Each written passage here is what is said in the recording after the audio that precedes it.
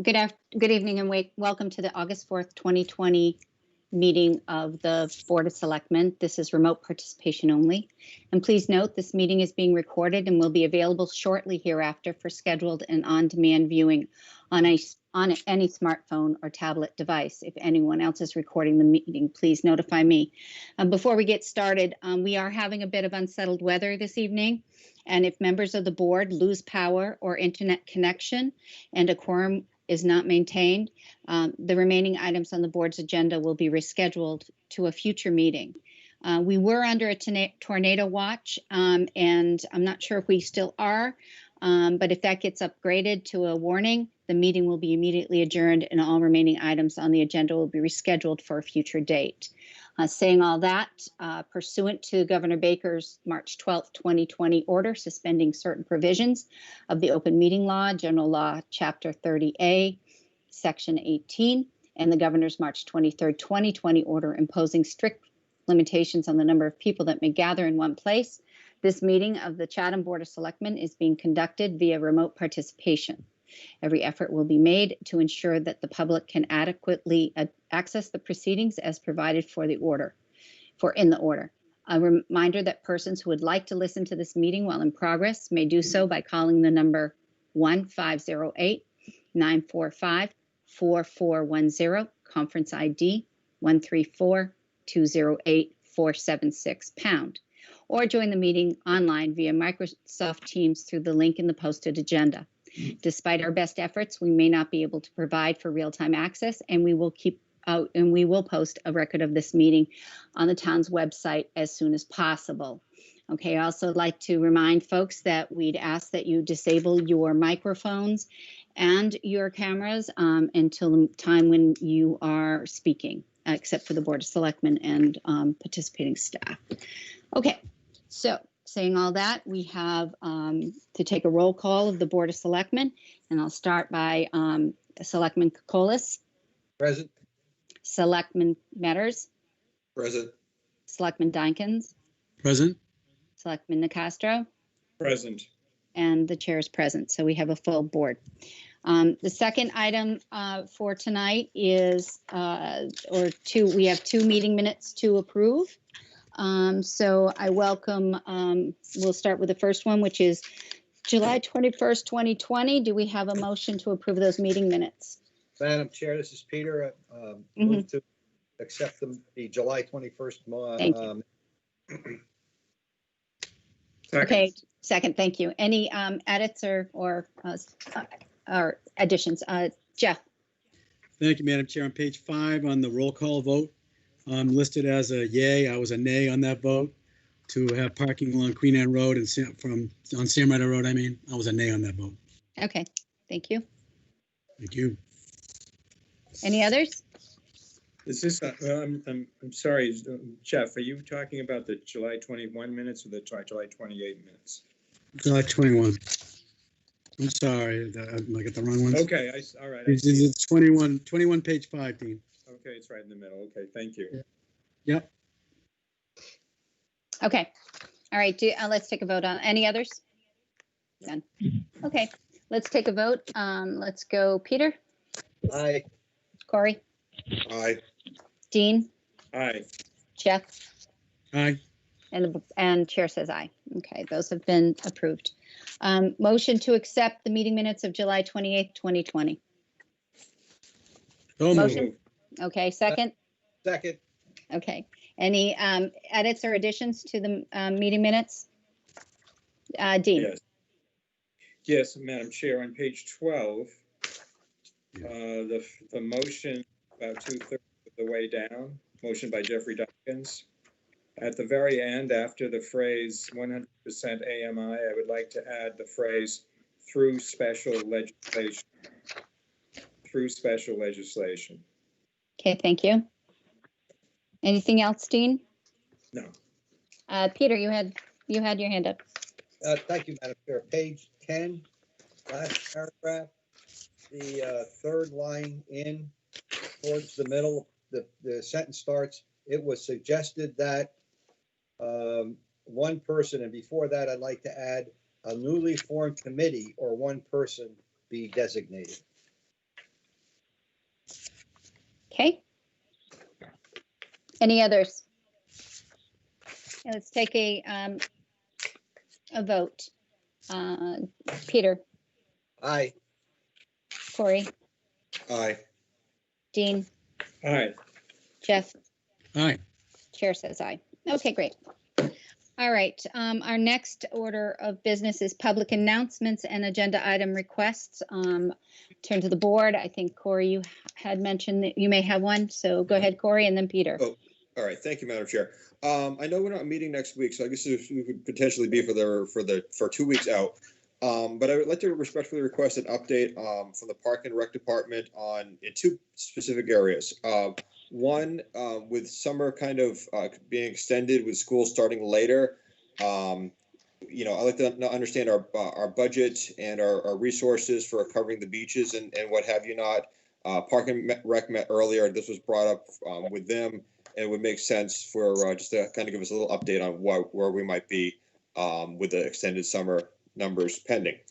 Also, with our Monomoy Regional School District looking at their draft proposals for how to handle school returning and that process moving forward, if we could get an update on our own Park and Rec Department, specifically what plans for like the things like park, what our license plan is in place. Do we need to make any adjustments to our license depending on, what the conditions are with the numbers? So just kind of an overall update from the Park and Rec on where we could be and our plans our plans that we have in place to deal with the fall.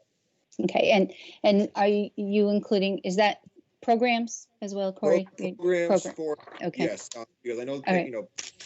the parents, teachers, everyone's trying to make some plans. We have a lot of moving Okay. pieces, but yeah, as much information as possible would be greatly appreciated. Super. Okay, thanks. Peter, you had your hand up?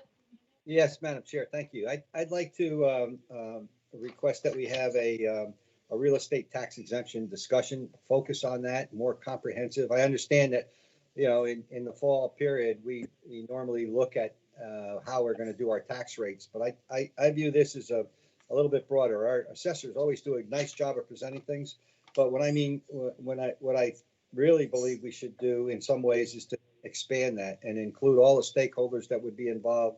Look at, I understand, look at the purpose. It's simple to say that we want to give our residents a tax break and our year-round residents tax breaks, and then the summer residents pay a little bit more. I'd like to know, the real benefits and impacts on that, and justification for whatever we're going to do, and take a look at. There are so many different options you could have. I know that the assessors do look at that, but take a look at the options that are involved. Whether or not we have, a vote at that time, important, I think, is to have an open discussion about it. Thank you. Thank you, Peter. I see Dean, you had your hand up. Yeah, I just wanted to add informationally to what Peter was saying. The Board of Assessors is meeting tomorrow at noon. It's a telephone call. They have on their agenda the residential tax exemption. So you might be interested in, I'm the liaison, I'll be on that call. Thank you. Thank you, Dean. Any others from the board? Okay, hearing none. Any from staff or, okay, remote participants? I think Susanna Nickerson had asked to speak. Is there any other remote participants that would like to make a public announcement or agenda item request? Frank Mazzino? Yes, Yep. ma'am. Okay, any others? I'm Susanna Wood. Yep, I have you, Susanna. Okay, Susanna, why don't you go right ahead? Okay, well, first I'd like to thank everyone for participating in the Milkweed Monarch project and taking seeds and planting them. The seeds are now gone, so I just wanted to announce that. Also, I'd like to announce a show of my artwork at the Cape Cod Museum of Natural History. And the reason I think it's appropriate to announce it is because all of my collages are made from trash collected on Cape beaches, including Chatham beaches. The art is meant to bring attention to the ongoing problem of plastic trash in our oceans and on our beaches, where birds and other wildlife live and eat. And so that's through Labor Day at the Museum of Natural History, 11 to 3, Monday through Friday. Thank you. Thank you, Susanna. Frank Messina? Hi, yes, thank you very much, Madam Chair. Again, Frank Messina, Chairman of the Chatham Historical Commission. I had sent a couple of pieces of correspondence in the last few days to the Board of Selectmen and others and staff. And then there was a follow-up piece of correspondence from William Walker, who is the Vice President of the Nickerson Family Association. I would like to request an agenda item, future agenda item in the near future. And basically the subject is 68 Shell Drive. I think if you read the correspondence, we now have really good information as a result of the archaeologist architectural survey that this truly is what we call a circa 1700 first period colonial era house. Without going into too much detail, there's only 4 of colonial era houses in Chatham, and 3 of the other ones are really not in any reasonable condition. This particular house is in excellent condition in terms of its ability to reflect the colonial era that occurred in Chatham. And there is also some pretty good evidence that the home may have been associated with William Nickerson's son, William II, I guess they referred to it. Long story short, the Nickerson Family Association has now agreed that they could be the host the location for this historic house. It could become a high quality museum and an asset for the town of Chatham. The purpose, I feel that the community as at large, and hopefully led with some guidance from the Board of Selectmen, to find a way how we, the Chatham community, can assist the Nickerson Family Foundation as well as the other people involved in trying to save and relocate this house. So that's my request, and I certainly can answer any questions if it's necessary at this time. Thank you, Frank. Any other public announcements or agenda item requests? Okay, Yeah, hearing Steve none. Buckley. Oh, Steve Buckley. Yep, I haven't gone past you yet. Go ahead, Steve. Okay, thank you. I just wanted to, I noticed in the packet, there's typically a future agenda items, and I had requested one last November that there be an item for the Board of Selectmen to consider setting up a task group for public communications. And so I just wanted to, in light of the fact that we're using new technology and the board is considering things like public participation in Board of Selectmen meetings, I just want to remind them that's something that I think would be great for consideration by a task group on public communications in general. Thank you. Thank you, Stephen. Okay, we're going to move on to new business now. Let me just shuffle some papers first. Our first order of business is coronavirus COVID-19 update. Director of Natural Resources, Dr. Duncanson, and then our town manager. And then we have an update on the North Beach Island user advisory. So Dr. Duncanson, you're calling in this week. Are you there? Yes, I am, Madam Chair. Thank you. Sorry, the storm took out our power, knocked out internet, so everything's coming back on, but just to be safe, I'll stay on the phone. So just quickly, hopefully everybody can hear me okay?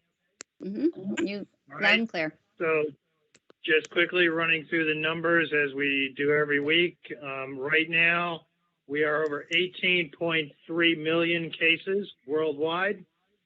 We are rapidly closing in on 700,000 deaths worldwide. We're at 696,000. So By tomorrow, more than likely, we will be over that unfortunate magic number of 700,000. In the U.S., we currently have 4.7 million cases, a little bit over that, and we have over 156 deaths in the United States. The U.S. continues to lead the world and continues to trend at about 25% or so of both worldwide cases and worldwide deaths. In Massachusetts, as of the 4 p.m. advisory this afternoon, we are currently at 119,203 cases, and we are at 8,657 deaths in the Commonwealth. For Barnstable County, we are currently at 1,770 cases and 157 deaths, which is up just slightly from over the weekend on Saturday. In Chatham, we continue to trend at 23 confirmed COVID-19 cases and our 1 confirmed death. Just to give you a couple of other updates, I know there's been a lot of interest in how our pop-up testing went last Monday. As we indicated, we held a pop-up testing clinic last Monday here at the town annex in response to the house party that was held in Chatham back on July 12th. We finally got some results in from that testing event, and out of 34 people that were tested, 33 of those were negative. And we are awaiting the test results, the paperwork on 1 remaining case. So again, 33 out of 34 people that were tested were negative. We also sent 11 people the following day to the Cape Cod Hospital because they basically registered too late to be included in the clinic here at the annex. And I just got some test results back in for that. Of those 11, 4 so far have tested negative, and the other 7 we're still waiting the test results. But hopefully they will come in tomorrow as well. So so far, out of basically 45 test results, we've had 37 of those negative, and the rest we're just waiting on. There was another pop-up testing clinic held today in Harwich, very similar to ours, targeting members of the restaurant industry because, as you know, we had indications that a fair number of people that attended that house party in Chatham did work in the restaurant industry. So when we had our testing clinic last week, we targeted those folks. And similar happened in Harwich, again, targeting the restaurant industry in towns all the way from Wellfleet, Truro, Orleans, Eastham, Brewster, Chatham, Harwich, and Dennis. There were 156 people that were tested today at the Harwich clinic, and roughly 50 no-shows. They originally had about 200 people signed up, and so they were able to test another 156, and that was, again, targeted toward the restaurant industry. I will tell you that Chatham, registration took place last Thursday and to noon on Friday. We sent about 25 or 30 names over to Harwich, and frankly, there were no Chatham residents on our list. We ended up registering all people from Wellfleet because somehow the information that we had emailed out to our restaurants made its way up into Wellfleet. Instead of calling the Wellfleet Board of Health, they called the Chatham Board of Health. So we did go ahead and get those people registered. I suspect that most of the people involved in Chatham had already taken part in the Chatham clinic the week before. So we will get information out on that. Harwich clinic probably early next week, given the time frame that it took to get our results back. So I think working with everybody involved, we're no longer telling people the test results will be back in 24 to 48 hours because it does take longer to get those results back than we were originally told. Just a couple other things I wanted to quickly touch on. We did have a call with the health agents earlier today. We have a weekly call. And one of the topics that was discussed was approaching the state about hosting one of their Stop the Spread free COVID-19 testing clinics. As you probably are aware, they've been held at many locations throughout Massachusetts, primarily in the Boston metro area, areas that have seen an uptick in cases. So they've been holding these state-sponsored free testing clinics for anybody. And so I think there is going to be a request made from the health agents on the Cape up to the state to consider hosting one of those clinics here on the Cape. Because as I'm sure everybody's aware, and as you've seen from the daily figures that we send out, there is an uptick on cases both in Massachusetts and also on the Cape. The Cape rate of growth, the flatness of the curve is still relatively flat. Unfortunately, the state's curve is starting to, get into a more steeper climb, which is not a good thing and something we've all been worried about.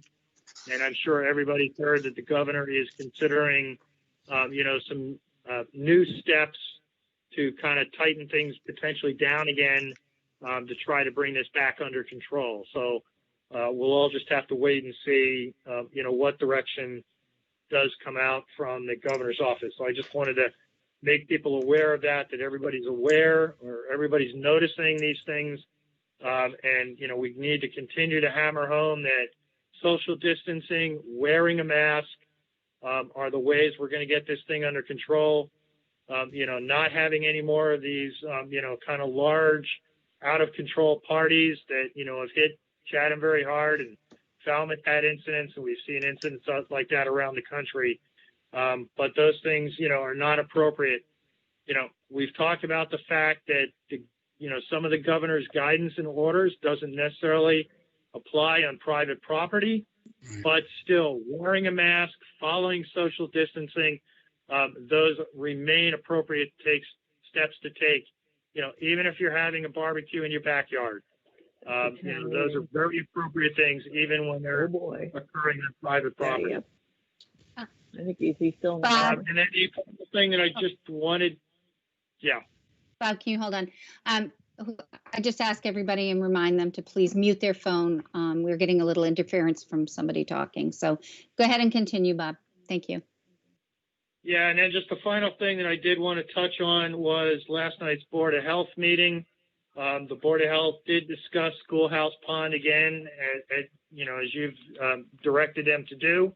And I can say it was also discussed again tonight at the Park and Recreation Commission meeting. But the board did have 3 suggestions last night.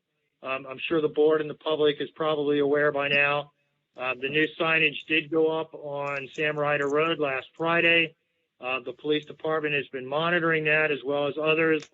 And so far it seems to be working very well. The number of non-town resident vehicles has dropped significantly. However, we did have some problems at Schoolhouse over the weekend. Obviously for the weather conditions, there was a lot of beach usage this weekend, both at Schoolhouse, Harding's, and others. And so Schoolhouse was very busy. There were people parked along the side. They were parked on the pavement in non-marked spaces. And some of the sawhorses that were put there to close off some spaces were actually moved, and people were parking in those spots. So some suggestions the Board of Health had were to, instead of coning off or sawhorseing those areas, to delineate those areas with some concrete blocks and as something that could not be easily moved, and also to put appropriate signage up indicating the parking should only be in marked spaces. And the other item that the Board of Health discussed was asking Park and Rec to have the beach staff, so in other words, the lifeguards, not park in resident spots, but maybe park out on Sam Ryder Road.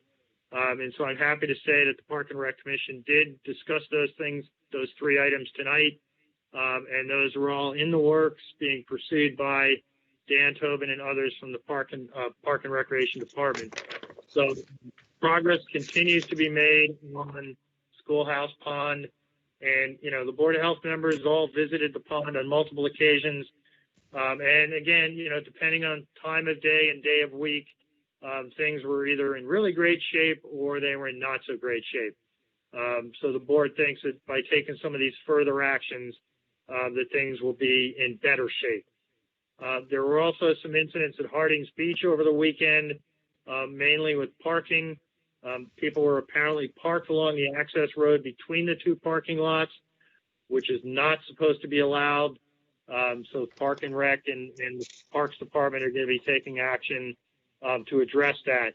They are going to have, starting tomorrow, Park and Rec is going to have a beach monitor or a COVID-19 monitor at Schoolhouse Pond pretty much every day to monitor the situation there. And they're also going to have beach monitors at Harding's Beach and the other beaches to similarly monitor conditions both in the beach and the parking lots. And if necessary, the parking lots will be closed if they reach capacity so that hopefully we don't have the overcrowding of vehicles that we experienced last weekend. So with that, I'd be happy to answer any questions. Thank you, Bob. Dean, go ahead. Yeah, I don't have a question. I just really wanted to express my appreciation. I suspect my colleagues would agree for the leadership shown by the Board of Health throughout this whole crisis. Also, the work of the Park and Rec Commission in trying to navigate the town through these very thorny issues. I think without those two bodies, we would really be in bad shape. I hope that's communicated back to them. I will pass that on. Thank you. Any other board members have questions for Dr. Duncanson? Jeff? Yeah, thank you, Madam Chair. I totally agree with Selectman Castro. I plugged the Board of Health last week and again this week. They've done a great job. I think they've been ahead of the, as best as they could or we can. They've been ahead of the stuff. So I really appreciate their work. I'm a hawk on Schoolhouse Pond. I think the area is too small. When you get too many people there, it's impossible to be socially distant. But I'm certainly willing to defer to the Board of Health's intelligence and direction here. So I'm gonna hush on it. But I think it's very difficult, a very difficult spot. Thank you, Jeff. Any other board members' questions for Dr. Duncanson? Any of the remote participants have questions for Dr. Duncanson? I'll take a list. How many tickets? Elaine Gibbs? Was there somebody else that would like to ask a question? Just say your name, please. Susanna Nickerson. I'd like to make a comment. Okay, anybody else? Okay, we have Elaine and Susanna, but I heard somebody else. Is there somebody else that wanted to make a comment? Okay, go ahead, Elaine. Yes, thank you. We are in a state of emergency, at least that's what Governor Baker has said. I would have hoped that the July 12th party would have put everybody on alert to realize that's not a good thing to do. But since July 12th, there's probably been, I don't know, 4, 6, 8 parties, who knows how many, continuing in Chatham. I think the fact that a lot of people didn't show up on the July 27th testing, and they were mostly from Wellfleet, concerns me. Have all the people that were at the July 12th party been tested? I think that because it is a state of emergency, someone needs to go to the state and to Governor Baker and say, do we have the authority to go on to knock on the door of private property when there are large groups of people not socially distancing, partying, and break up the party? You don't have to fine them, but you have to stop it.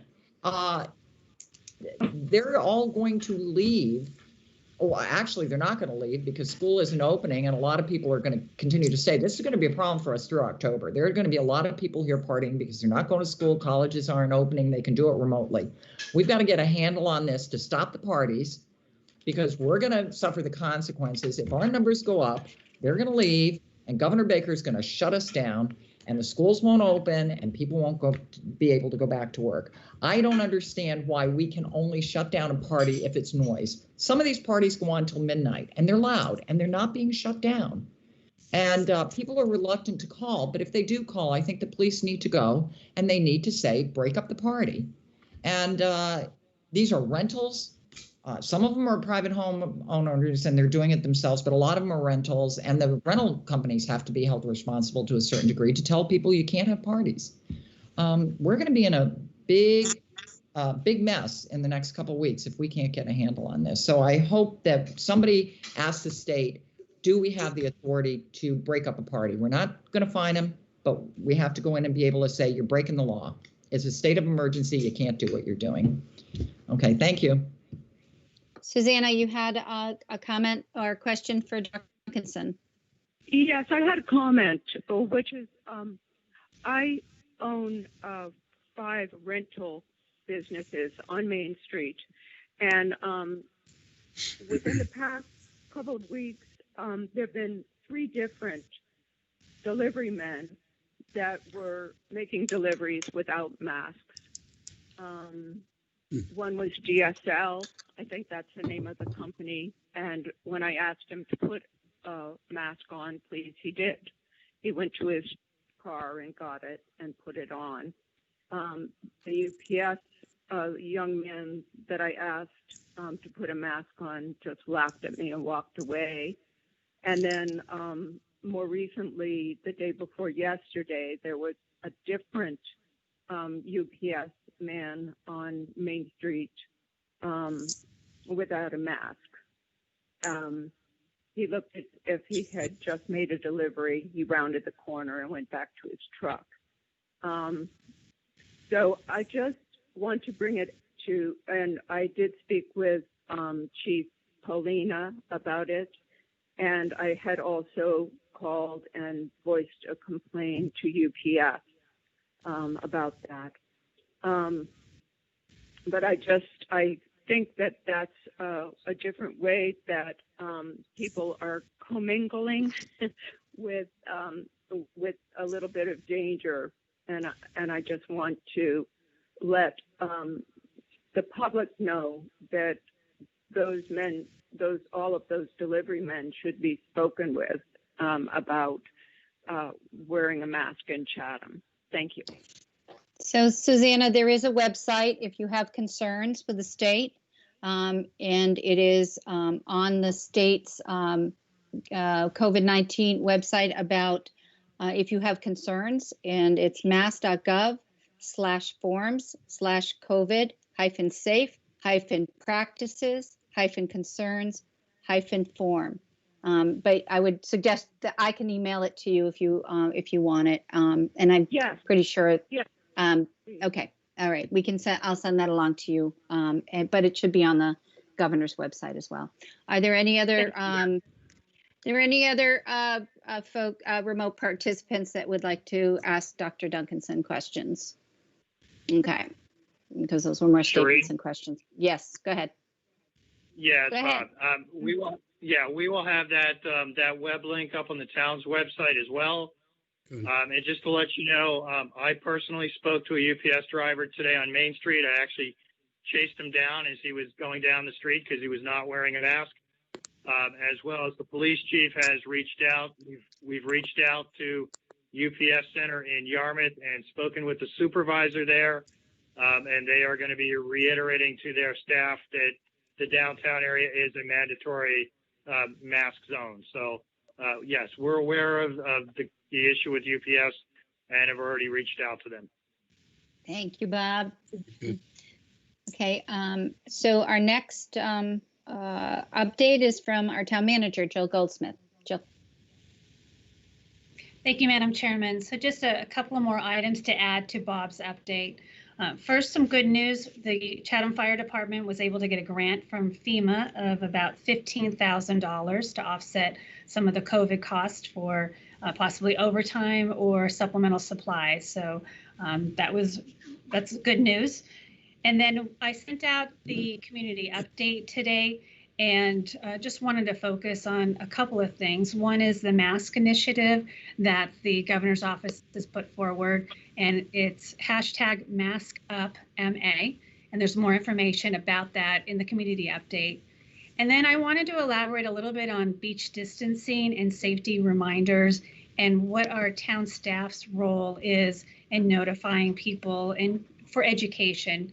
And it was a pretty high tension weekend very busy, but sometimes staff, our beach monitors or gate attendants are right in the middle of it. So, they're doing their job to try to help people comply with the COVID protocols. And most people are very nice and compliant, others not so much. So just a reminder to the public that this is our town staff is trying to do the job and nicely inform people of the various COVID protocols.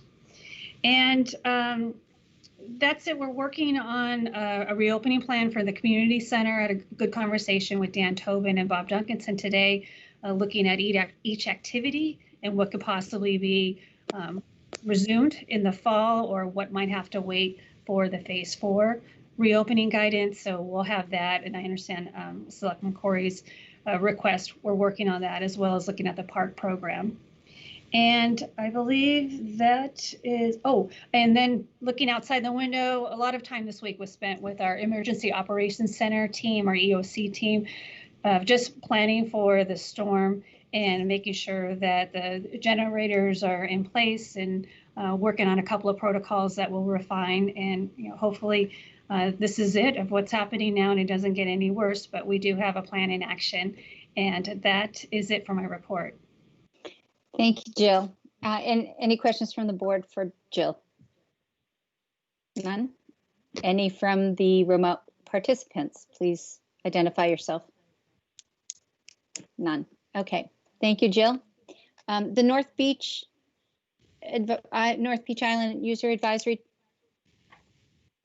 Yeah, so I can talk a little bit about that. So we were contacted by a member of the public who expressed concern with Labor Day around the corner and the Labor Day party that occurred last year and the residual trash and so forth. So never too soon to start planning. And we know that beautiful resource is being used by a lot of people. So the police department, harbor master's office had sent out just reminders about what the rules and regulations are and take your trash out. And it's basically just a notice to everybody, if this is for North Beach Island, that, please, it's a precious place and please, I guess, handle with care. So we'll have harbor master patrol boats. They're already out there. You might see some more on land presence, just monitoring it again with education, just as a reminder of the various guidelines for North Beach Island. And again, to keep it clean and used by many other people in the future. So Bob, I'm not sure if you had anything else you wanted to add to that. No, it's just, well, let me just add, we're going to send out or issue a press release that, kind of highlights the COVID-19 issues, potentially in the island. What the police department and harbor master sent out were the existing rules and regulations for the beach. And we're going to follow that up with, kind of a reminder about the whole COVID-19 issue, recognizing that people are going out there to enjoy themselves.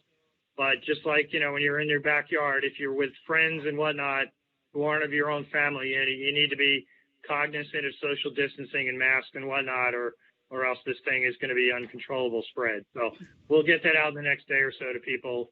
But we do want them to continue to be, using that valuable place, and it's an amazing resource, and we just want them to do that responsibly. So thank you. Thank you, Bob. Thank you, Jill. Any questions, Dean? Yeah, I just wanted to ask either Jill or Bob, in light of what you just said, is there any concern about, I will just call it excessive partying on Labor Day at that location? I mean, it is public property. And I think we have to be especially concerned with the COVID-19 issue and whether people are going to be gathering in larger groups, larger than 10, and whether people are going to be wearing masks or otherwise socially distancing. So it sounds like you're giving some thought to it. I just wondered if you could elaborate a little more on it. Do you want me to speak a little to sure. it? Okay. So, Dean, Well, go ahead, Bob. yeah, I was just going to say, in terms of the size of the gatherings, because it's an outdoor space, you can actually have a gathering of up to 100 people. under the governor's current guidelines. And obviously, as you mentioned, if you can manage to socially distance, you don't need to wear masks. And that's why I said, you know, if you're within your own family group, you can be closer together. But if you're with friends and whatnot, you really want to maintain that distance. So that's the kind of information we need to try to get out to people, you know, that may be thinking about heading out there for this Labor Day party. We're going to try to reach out to the quote organizers, but it's kind of a nebulous group, if you will. It's kind of one of those things that just takes place on social media. And that's why we're trying some of the other alternatives besides the website and press releases, you know, through the police department's Twitter account and whatnot, you know, to get that word out to people. Can literature be handed out as they are entering the location? As a reminder, it sounds like, sounds like you're going to use which is a good thing. I just don't want us all to wake up on the day after Labor Day and find that there was another unfortunate situation. That's all. Yeah, we did talk about the idea of some kind of a handout. The problem with that is, you know, these are mostly individual voters going over. So, you know, we'd have to kind of meet them on the beach, if you will. And then, you know, my other concern is, unfortunately, you know, handouts like that in this kind of environment just turn into trash. So that's why, you know, I mean, frankly, handing out pieces of paper would probably be my last choice, you know, just because of those issues. Okay, thank you. Anybody else? Okay. Any questions on this issue from the remote participants? Okay, we're going to move on. Thank you. Our next item is consider acceptance of a bench donation for Speech Outlook. Dr. Duncanson, are you presenting this item? I will start it off. I believe the applicants were going to be on the call, but basically we received a request for a memorial bench at the Forest Beach Overlook, which is under the jurisdiction of the Conservation Commission. The Conservation Commission has reviewed it and has approved it. And now, because it is a donation, it needs to come before your board. And in your packet, you had the original request from the applicants, along with a sketch of where they were planning to locate the bench. And so with that, I will be happy to answer any questions, or if the organizers are present on the call, they can certainly jump in. Thank you. Is Dennis or Janice Doherty on the call or in the meeting room? Yes, we're on the call. We're like Bob, we're out of power as well, but Oh, okay. we are here, Madam Chairman. Well, welcome. Do you want to give us a little overview of the purpose of the bench? Yes, you know, we tragically lost our son around the beginning of the year, and you know, it was always kind of a favorite spot of his to go up and look, and with our family as well. From that spot, you can see, you know, Ridgevale, and we used to take him as a kid there all the time. And it's okay. It's all right. Yeah. Do you need more information, or can we end it there? No. Thank you so much. It's painful. Yeah. Thank you. I'm so sorry for your loss, and I also want to say it's a beautiful spot, and it would be a beautiful memorial for your family. Peter, we're going to turn to the Board of Selectmen now. Peter. Yeah, thank you, Madam Chair. I move to accept that we accept the donation of a memorial bench at the Forest Beach Overlook Conservation Area. Second. Okay. Any further discussion on this matter from the board? Any questions or discussion from the remote participants? I do have one question. Sure. If it's okay. We'd like to do it. There's one bench up there that's just kind of slapped into the dirt, and there's another one that is like a little cement base on it, and it's way nicer. We'd like to do that. Is that going to be a problem? We're gonna vote to either accept or not accept the bench right now, but I would refer you back to Dr. Duncanson or actually to the conservation agent to see if there's any issues with that. Okay. And before the installation happens. Thank you. So let me just take a roll. I appreciate Dean. it. Okay, we're gonna take a vote now. Dean? Aye. Peter? Aye. Jeff? Aye. Corey? Aye.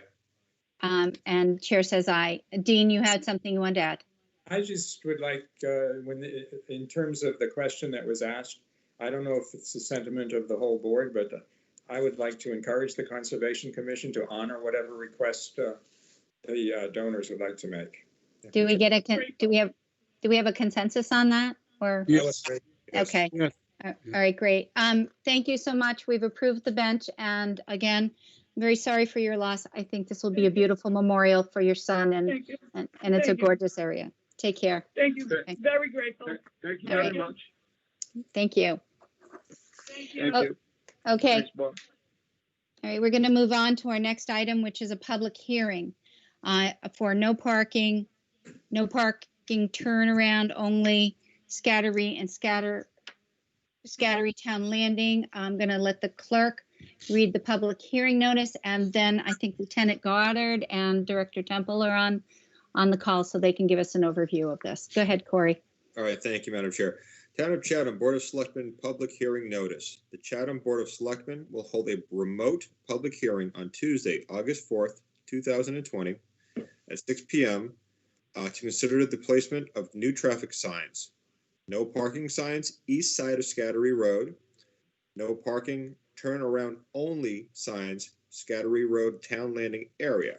The signs are of standard size and style and recommended by the board by the Traffic Safety Committee.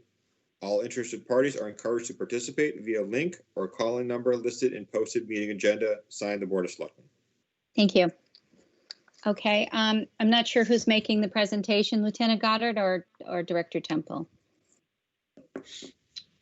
Madam Chairman, I can make the presentation. Thank you. How are you today? I'm good. Yourself? I'm fine. Go right ahead. So the Traffic Safety Committee received a request from a resident in the area. Their concern was vehicles coming down during times of high usage, where vehicles were parked on the east side of Scattery, making it down to the town landing and being unable to turn around, and then backing down Scattery Road and utilizing a private driveway to turn around. Their concerns were the safety of vehicles having to back down that narrow area, and also the increased usage of the driveway and the damage that caused. The Traffic Safety Committee considered a couple of different options, and the one that they recommended was to limit or prohibit parking on the east side of Scattery, turn the landing parking lot itself and its reduced footprint into a turnaround area, and then allow parking on the west side. The thought process was that vehicles would come down Scattery, be able to drive forward, be able to turn around at the landing, and then come back out and take any available parking spots on the west side. The thought would be to eliminate vehicles backing from the landing, and also the need for vehicles to turn around in the private driveways. Normally, we would consult both Director Temple and also Director Keehan, because it involves both of their areas. However, with the shutdown, we were unable to do so. So it was decided to submit this to the board and then encourage the other directors to produce their input here. Thank you. We can see if, I think Dr. Duncanson has his hand up, and I'm not sure. And I see that Tom Temple, Director of DPW, is just popped his face up into the screen. So we're all here, and he has his hand raised too. So why don't we go with Dr. Duncanson, and then Director Temple, why don't we go with you afterwards? Go ahead, Bob. Yeah, thank you, Madam Chair. Yes, we over at Natural Resources, Ted Keehan and I are very familiar with this area. We've been out there several times in response to the complaint that Mr. Goddard spoke to. We're fine with the project as proposed. As you know, we've been discussing with the board for several years the size of Scattery Landing and the fact that, it's been pulled back several times. And it clearly has gotten to the point where we can no longer satisfy both parking as well as vehicle turnaround there, especially when it's busy. So we would be in support of the proposal. Thank you. Thank you. Tom, do you have comments for this as well? Yeah, I did have a chance to meet with Director Keehan out there on two occasions. The first time we had a few storms that had brought a lot of sand back over the pavement that covered that area. After talking with him, I asked if we could scrape up that area and see how far back the pavement goes. We would like to go ahead and make some adjustment to that for a turnaround based on what the Traffic Safety Committee had planned. We talked about a couple options, and he was going to go back and talk to Dr. Bob regarding that. One of the things we're talking about is creating the rounding for the turnaround area. Right now, it's just a straight, it doesn't show as the plan calls for that. It's just a straight 24 feet wide, and there's really no turning movements for it. By widening out just a rounding on each side of the 24 feet, that would give the ability for at least a car that's going down to do almost like a 2-point turn to come back the other direction. We talked about pavement where it was easy to scrape, and we weren't having any issues with undermining of where the roadway was. Ted also talked about maybe doing something similar to Cow Yard, where they've got the fine crush stone shells that they had used for that area. The problem with that, and we were going to talk with Dr. Bob, was that we're always having to go back and address the crush shells because it ends up causing a lot of ruts and a lot of things. And when you have that kind of a turning movement for turnaround, I think we'd almost be better off to do maintenance type work where we could just make the rounding out of the bituminous concrete so it matches the existing pavement. That would be the preferred, but if the board felt that we should go with the crush shells, then we could also accommodate that as well. Okay, thank you. I did get a letter from one of the property owners, Miss Sampson. I'm wondering if she's on the call now and like to speak to her letter. If not, I would read it and read it to the board. Miss Sampson, are you on the call? Yes, Madam, I am on the line. And I think I was very much in favor of making it a turnaround because we had an accident this summer. Cars sort of back into your driveway, not knowing whether anybody's there. I have young grandchildren who play in the driveway. And so it's really become a hazard because the cars park all along Scattery on the 224 side, not leaving very much space for our cars to leave. And sometimes people are backing out, and that's when the accident occurred. So I am in favor of a turnaround. Now, I'm not sure when you're talking about putting gravel down or cells down, how much space you'd need on either side of the roadway. Is there some indication of how much you would need so that cars could turn around? Tom, can you speak to that, or is that a design plan that has to be created? Well, I think it would be something that we'd work out in the field, but I don't see it going much wider than probably 12 feet on each side. But and it's tapered. It's not a full 12-foot wide for on each side. It's more of almost like you'd see on a cul-de-sac.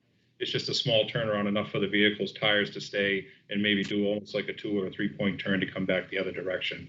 It's not really widening it a lot. So we're trying to keep it as natural as we can, but safely for the vehicles to turn and go back the other direction without getting stuck. Thank you. Is there any other questions, Ms. Sampson? Well, would that require acquiring property from the MacGyvers and the Point House?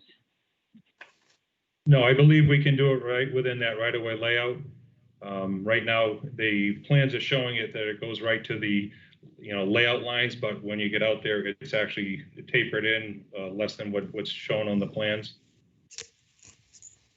Okay, because I think there's a telephone pole there. It's less than 12 feet from the road. Right, it's on the right-hand side, yeah. Okay, thank you.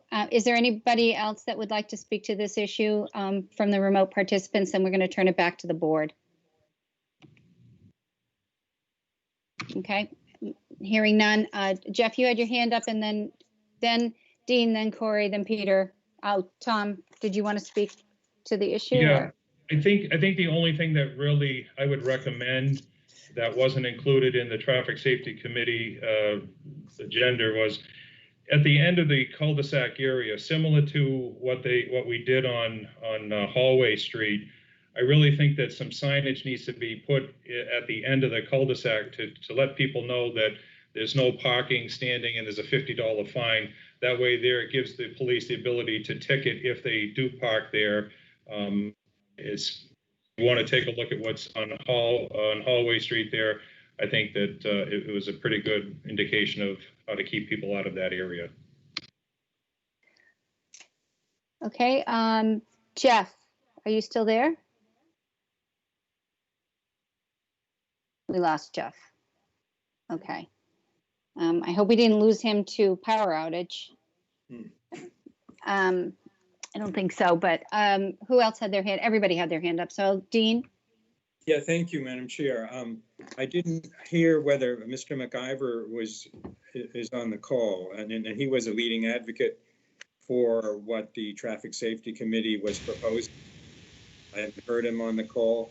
I just wanted to make sure, Lieutenant Goddard, is this solution acceptable to you know with Mr. McIver? It is my impression it was, but I don't have any specific knowledge to that. Okay. And the other, I visited that area about a year ago with Dr. Duncanson for another reason, but we met up with Mr. McIver and I think Ms. Sampson and several other neighbors. So I'm familiar with that location. Another individual we heard from maybe a month or so ago was Mr. Milden. And I know he had some suggestions and concerns about signage. So I think Tom perhaps covered some of that. There is an email, but that Shauna could provide if anyone's interested in seeing that. I don't think he's on the call either, but I guess I had one question for Tom. How quickly can this be done? Because I know Mr. McIver has been very concerned about this area as well as the other neighbors. It would take a minimum of 3 days, 72 hours for dig safe in order to erect the signs. And the paving work, I can try to schedule ASAP. Our own troops can go ahead and can go for mix and do that if that's the direction we're given. You don't have to go before the Conservation Commission? That I'd defer to Dr. Bob if that's something that we need to do where it's a maintenance. I'm considering a maintenance where it shows it as being wider on the maps online that you see in front of you, but that's not how it is out in the field. So I would defer to Bob on that one. Dr. Bob, do you have any comment? Yeah, we can work with Tom, and if there's any permitting needed, we'll expedite it, but I think we can probably do it under maintenance. You're allowed to expand the paved surface a little bit under maintenance and still not have to file. And one other thing we could consider, although I'm sure Tom won't want to hear me say it, in some of our town landings, we have used paver blocks to make them, porous surfaces. That might be a good application here where we're not expecting, people to be driving back and forth per se on it. But anyway, we'll get it done as quickly as we possibly can. Thank you. I would certainly favor the recommendation of the Traffic Safety Committee, and as to the type of materials that you are to use, I would certainly like to see the town officials communicate with the abutters to get some thoughts from them as to whether they might like the pavers or the shells or the bitumen concrete, whatever. But at least consult with them, and then the town can make a decision. I don't know that the Board of Selectmen needs to make a specific determination on that this evening, but I do hope we can approve this recommendation tonight. Thank you, Madam Chair. Thanks. I just want to say that I am not in favor of this at all. I'm really fearful of limiting access to landings and accommodating abutters. Landings are traditional areas where people come and they, especially Scattery, they come, they park, they check out the birds, they check their boats. They might check to see if the flats are down if they want to get over to North Beach.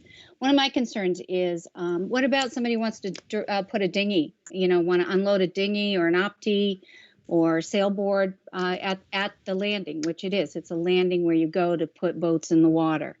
If the landing itself is a turnaround, it makes no sense to me, and I think it really restricts use. I'm sorry that the neighbors have a problem with people backing into their driveway, and I'd love to be able to figure out another alternative to that. But we're talking about signage, ticketing, and all the things on a landing that is a public use area. And I just really do not feel comfortable about what I'm hearing, the tenor of this plan at all. But I'm going to let everybody else speak to the issue because Jeff, you had your hand up first, and then we'll move forward. Jeff? Yeah, thank you. Yeah, thank you, Madam Chair. I was just interested in maybe I read it and don't recollect, but where was what driveway are folks backing into? The one on 224 or the one on 229 or both? 229, So that's the MacGyver property? I believe it is. Yeah. Both. They back into both. Please wait to be recognized by the chair. So the MacGyver property is closer to the landing. It is tight down there. I'm very familiar with this landing. I go there a lot. I go there to look at the break and the beach and North Beach. I go there to check out the water conditions because I boat in Pleasant Bay all the time. So I'm there a lot. It's a very busy place. I understand, but it's a place that is frequented by the public a lot. It's a place where people go to park and to look and overlook the bay. So this is a tough one for me as well. And I echo some concerns that our chairwoman have said that the parking on the west side, should we approve this, it's more limited than the parking on the east side. So we're really taking away a whole bunch of spots by not allowing parking on that east side. And then I have a question for the lieutenant. When there's parking on both sides, is there enough space for folks to get through, to get back and forth to the landing and turn around, or not?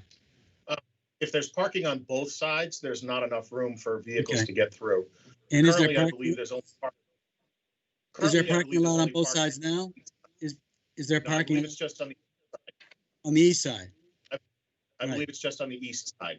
Right, exactly, and which allows a little bit more parking. Okay, thank you. Yeah, thank you. And I might add, I think the east side doesn't have as many rows of regouzes and plantings right at the edge of the properties, the town road as well. Tom, did you still had your hand up? You had something?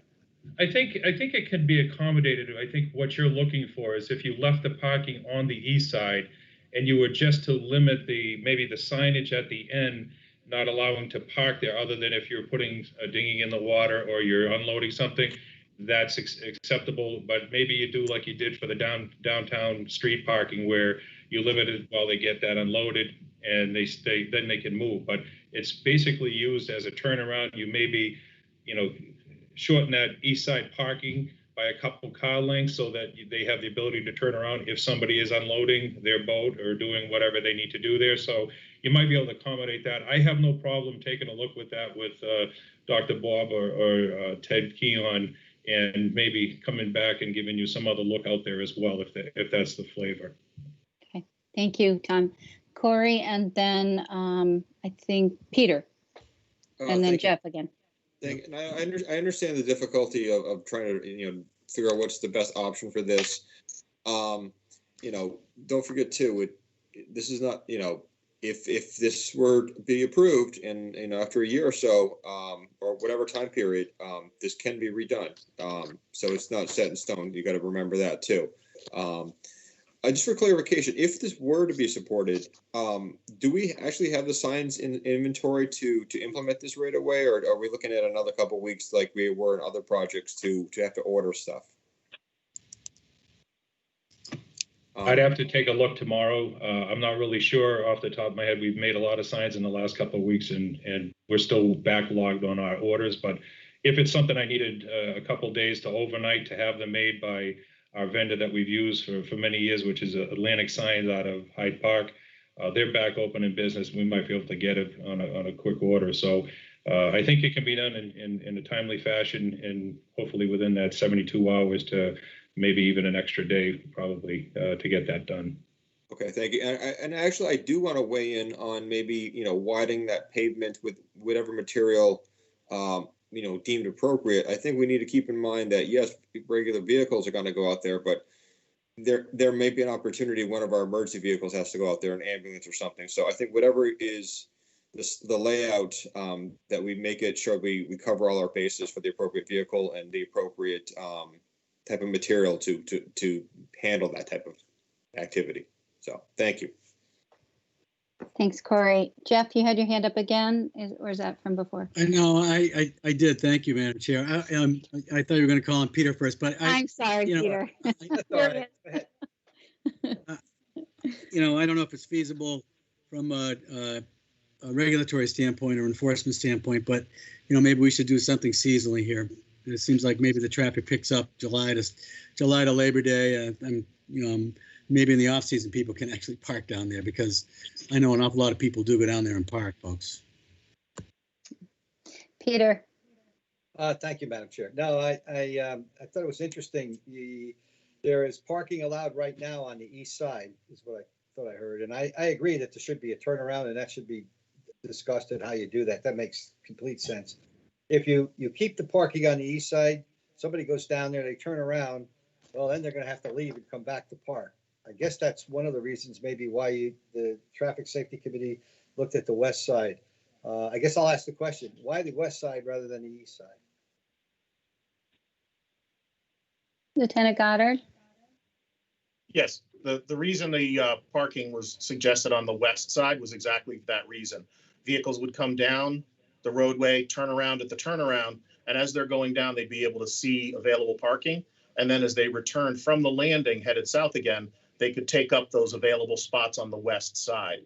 If everybody was able to park on the east side, they would have to come back down and turn around, as you said, or park in the wrong direction.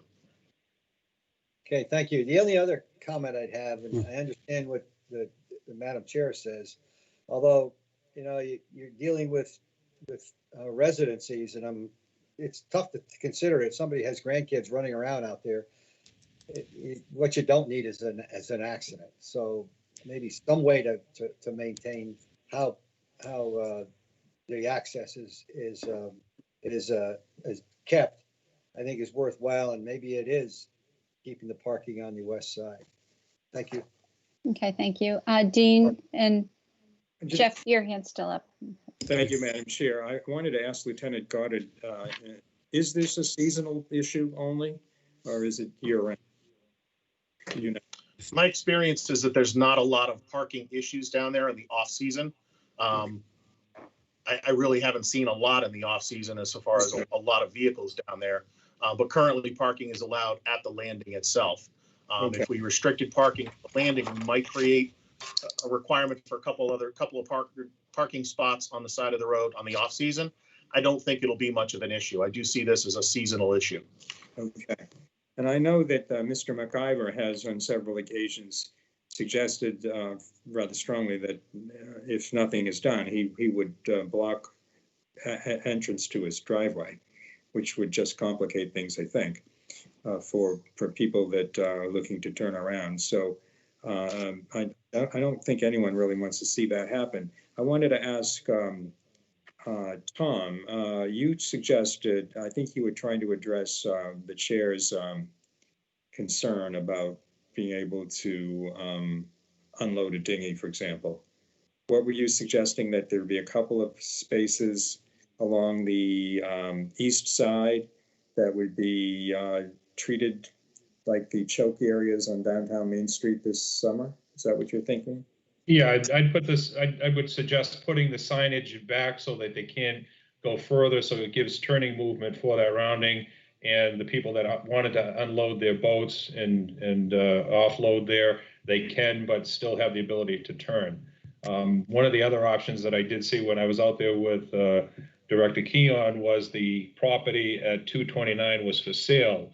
And if you went out there today or tomorrow, you'd probably see there's some dead trees on that property. It would have been nice to get an easement so we could have had the ability for people to unload their boats, but create the cul-de-sac where those dead trees are, because the property isn't being utilized in that area. And if they're selling the property, it would be probably a win-win for the town, because you could create a turnaround in that easement area and eliminate that so boats still could unload and still safely have the turning movement to go back in the other direction. So I don't know if the property's still in sale. I mean, this was like several weeks ago when we went out there was a sign for sale. But it was something that, went through my mind saying, boy, that would be really nice to have that for this area, because so many people do utilize it, and I see them parking and they're going fishing and they're doing other things. So it would be nice to have that turnaround that people still can unload their boats and still park right adjacent to there, but you'd have a separate turnaround. So just a thought. I'll swing out there and take a look and see if that's something that's still there, but maybe we could approach and see if they'd grant an easement, because we're trying to make it a nicer area, and if they're leaving, they might see the benefit to it for the next homeowner. So, Tom, a couple of places over in Stage Harbor, I think it's like Sears Landing maybe, and down in Port Fortune, the property owners put up ropes, gates, to deter people from turning around. I mean, that can be an option for the owners if they're having a difficulty, and if that is the reason that they're concerned about what's going on at the landing. That would be a very easy fix. And then we could go about our business like usual down there. But I think Jeff's hand was up, and then Dr. Duncanson's. So Jeff?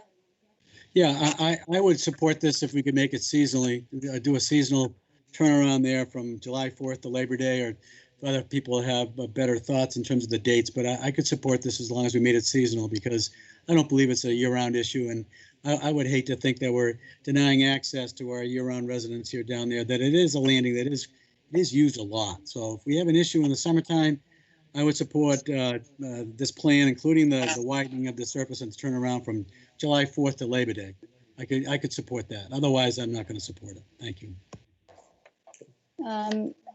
Who else? Dr. Duncanson, but Dean had his hand up first. Dr. Duncanson, go ahead. Well, in light of what Jeff just said, I could support that, perhaps with the additional qualification that maybe while that's happening, we could have some exploration of a permanent fix, whether that's if there's to be a new owner at 229, whether that's simply gating off that property, or whether, and I guess the same would apply to 224, because of what Ms. Sampson said, or whether there might be some easement possibilities. I wouldn't want to let the opportunity to explore some additional solution, including what Tom was suggesting, and that may not satisfy the chair's concerns, which I think are perhaps a little more philosophical than if I'm reading them correctly.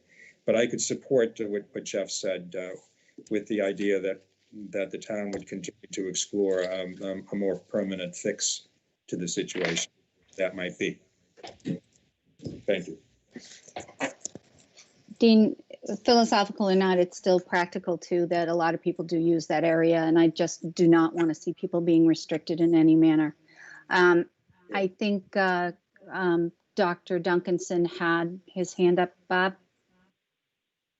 Yeah, I was just going to, couple of points. One, we as staff members, we are always on the lookout for working with any property owner who's adjacent to town landings, because as you know, a lot of our town landings like this one, like Sears Point and others, are extremely small. And so we're always, talking to property owners about, easements and whatnot. Very rarely do we ever get anybody, to agree to something, but that's always part of any conversations we have when the opportunity presents itself. The other thing I wanted to mention is, I've been out there multiple times. I've talked with the property owner at 229 on occasion. Where his driveway, and one thing I think we need to keep in mind is where his driveway is, there is some setback of his property from the edge of the pavement. So, in probably the vast majority of cases, when you back into his driveway to make that turn, you're still within the road layout. So his fence would not necessarily be right out at the edge of the pavement. It would be set back a distance from the edge of the pavement. So, I'm not saying everybody can do it, but I think a lot of people could probably still back in and still be on the town or the public layout, if you were to put a gate across there. So just wanted to throw those two things out. Okay. All right. Do we have any other further discussion going forward on this? Are we thinking we want to see a new plan before we take action? Peter, then Dean, then Jeff. And Madam Chair, yeah, first of all, I want to thank the Traffic Safety Committee for bringing this up. They couldn't meet with everybody, so they brought, the Tom and Dr. Duncanson here and Nikki, and that's fine. They're kind of leaning towards a seasonal approach, but it would be nice to understand exactly what is going to happen. I would think it'd be something sooner than July 4th, even if it was, because everybody shows up that week. But in any case, my concern is mostly safety there, and I've driven down there, but I haven't spent a lot of time down there. I think I will now. But I would be willing. I don't think we should let this go more than, well, we have 2 weeks before we can meet again, and that summer's going to be almost over. So let me think about that while Dean talks. Okay. Go ahead, Dean. Well, I was going to suggest, I think it would be helpful to see a revised solution which might incorporate a seasonal approach and an opportunity for a permanent fix. Because given that it looks as though the 229 property is for sale, Mr. McIver is not on the phone tonight, so I don't know, who's going to own that property going forward and what that property owner might have in mind. So perhaps Dr. Duncanson and Tom could, and Lieutenant Goddard, if he has the time, could convene and see what's going on in the neighborhood and come back to the Board of Selectmen with a possible recommendation that might be somewhat different from tonight, taking into account the conversation tonight. I understand what the chairman's views. I respect them, but I'd rather see that than take a vote tonight myself. But okay. If others take a vote and offer a motion, I'm happy to vote. Thank you, Dean. Any other further comments from the board? No. No, okay. I think by consensus, I think we'd like to see a revised plan. And we can bring it back for consideration at a later date. All right. So I want to thank the traffic study and the staff who worked on this, and we'll reconvene on this issue. Okay. Thank you very much. Thank you. Okay. All right. Our final item is consider draft meeting efficiency policy. This is our second review of this issue, and we did bring it up on July 21st, and we received some input from each of you on this matter and from the public. So Shauna was put together a draft based on our comments about our meeting efficiency policy. And if we want to consider discussing this and approving this evening or continuing the discussion, that'll be entirely up to how the process goes. But we did work. If you want a quick review of the policy, the purpose was to balance the interest of the Board of Selectmen as the elected policymakers and public body in conducting their meetings of the town in an efficient manner as possible, and citizens' involvement and participation in these open public meetings. The board adopts the following meeting efficiency policy. This is what we propose. So we would be conducting as followed. The chairperson's responsibilities would be all meetings would be open and moderated by the chairperson of the board or acting chair in compliance with Massachusetts open meeting law. The chair would alert the public that the meeting is being recorded and available on demand, and establish if anyone else is recording, just like we do now. And as well as if the meeting's being conducted remotely, we would go through the appropriate verbiage and language on that. Our first order, again, would be the meeting approvals, and second would be public announcements and agenda item requests. The second order of business on all agendas will be public announcement and agenda item request, and the conduct of the board and members of the public would be under the items as governed by a separate policy, which we already have. And then we would go to the public comments on agenda items, and all the agenda items after public announcements and agenda items request and prior to presentation of the agenda item consent agenda, with the exception of committee appointments, personal issues, or items noted as board discussion.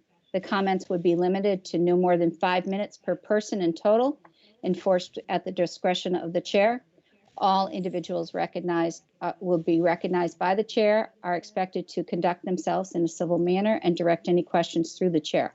At the request of the chair, all members of the public shall be silent. The chair reserves the right to cease accepting public comment if such is repetitive in nature. Individuals seeking to comment more than one time per agenda item will be recognized at the discretion of the chair. The other item that we'd be changing would be a consent agenda, and that would be the fourth order of business.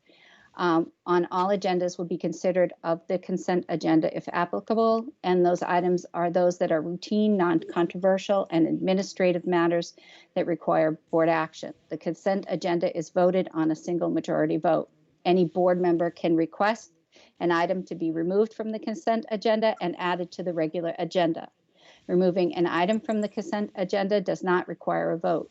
Any items removed from a consent agenda will be taken up immediately following the consent agenda. Public hearings would be as applicable, and similar to what we just did. And they will be taken up after the consent. And they would be conducted as we have conducted in the past. Then we would have our business agenda. And then after that, we would do a public comment on actions taken. Comments will be limited to no more than 5 minutes, enforced at the discretion of the chair. All individuals recognized by the chairperson are expected to conduct themselves in a civil manner. And this is the same language in the beginning. Then we would recess and adjourn. That's our proposal. And just before we get started, I do want to say something. And then I will turn to the board. I see Corey already has his hand up. The work of the Board of Selectmen is always thoughtful and considerate to public comments and opinions, and they usually come from different avenues about all the issues. I personally, I will receive emails, get phone calls, usually daily. I run into people at the grocery store, transfer station, along a walk in my neighborhood, at the beach. Even during work, I'll be engaged in talking about some of the items that we're discussing in an agenda. Engaging the public is what we do, and we listen because each of us has a responsibility to the public as policy and decision makers. And that is why you elected us. And at our weekly meetings, we take business seriously and we come prepared, having done our homework and respect to the process. This is a new meeting process that is not designed to stifle comments, but to allow engagement early on items considered for vote. Right now, as a matter of process, the public expresses their opinion only after the board has made a motion and a second and prior to our voting, well after we've deliberated. I'd rather hear from the public during our meeting before a matter is discussed than after deliberation. So I just want to turn to the board and see if we can start the conversation. I believe I have a couple of hands up. First is Corey, then Jeff, and then Dean. So go ahead, Corey. All right, thank you, Madam Chair. No, I think this conversation of looking at the way we do our meeting was brought forth with all the correct intention. There was no ill will meant on any of this, but I strongly believe that this would be a step back for us and what we've done over the last couple of years. We've definitely recognized public engagement. I do believe that the process we have in place right now maybe could be fine-tuned a bit, but it is a good process. We do have a back and forth with our public comments from our citizens during an agenda item. I'm very concerned that if we had comments made at the early part of the meeting and then later on having board discussion without that back and forth dialogue, we would lose part of that process, the importance of that process. I'd also question that if we were to adopt this policy, and if I had as a board member of the board, had a question about a previously made comment from one of our citizens, can I call them back up and ask them a question or look for clarification or whatever? So where does my questions fit into the process as a board member? I do think that, having a 5-minute time limit per person, depending on the bulk of the agenda, certain evenings could be prohibitive. And, I'm concerned about, that element of it. I do think, we're working on very different times now. This remote thing is totally different for us. It's different for everyone, calling in, logging in, and who wants to participate. There's so many people don't know how to participate in this process. So I do think that we want to be as efficient as possible. We've all decided to step forward, run for selectmen. We all put our time in, many hours, many phone calls, many emails. We all do our jobs, and I think we have a very good board. But I don't think this is the time to rattle the process or change up the process. So I would hope that this board doesn't take any action on this. I know the intentions for being more efficient, again, were well intended, but I don't think this is the time or the mechanical steps to achieve that. So thank you. Thank you, Corey. Jeff, you had your hand up, and then Dean. Yes, thank you, Madam Chair. Yeah, I would support this. I'm in support of this, but I would suggest that the board try it on and do a trial for about 6 months. And I throw 6 months out there because it's not a year, it's not 3 months, but 6 months. But I would suggest we do it as a trial. The process we've had hasn't really been questioned in a long time. To Corey's point about you can't engage folks, you can always engage people through the chair. You can always, through the chair, ask folks to comment or ask somebody a question.